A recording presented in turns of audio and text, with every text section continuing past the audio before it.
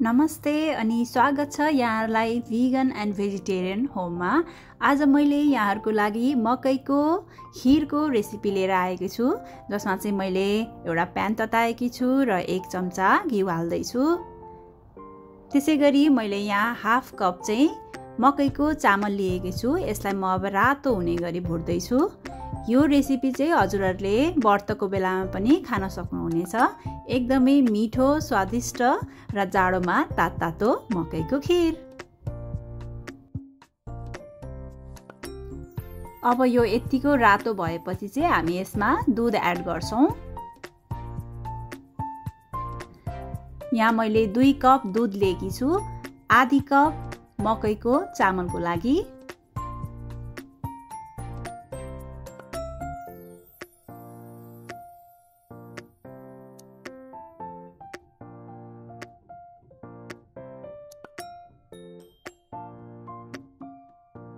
र यसलाई अब हामी मिडियम आगोमा चलाई नटासिने गरी यो मकैको चामल पाक्ने गरी चलाई पकाउँछौं।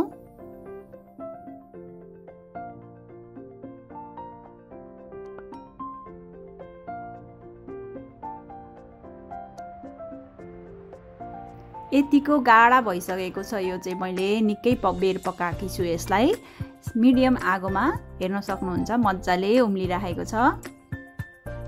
र यतिको भइसकेपछि चाहिँ म यसमा मरिच र सुकमेलको धुलो एड गर्दै छु, सानो चम्चाले आधी चम्चा। र फेरि यसलाई मजाले चलाउँदै छु।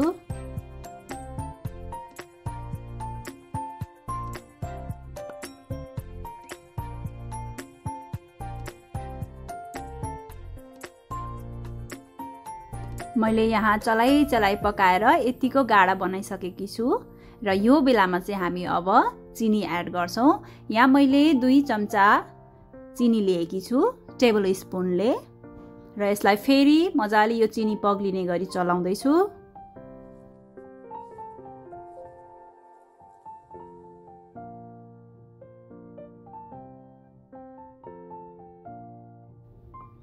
र केही बेरको लागि यसलाई छोपेर राख्दै छु, 3-4 मिनेटको लागि।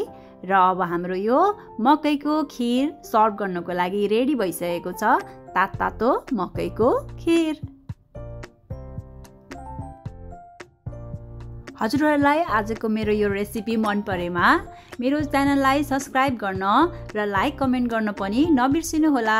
त्यसैगरी मैले यहाँ बदाम र पिस्ता लिएर गार्निशिङ गरेको छु। हजुरहरुले पनि आफुलाई मनपर्ने ड्राई फ्रुट्सले गार्निशिङ गरेर खान सक्नुहुनेछ।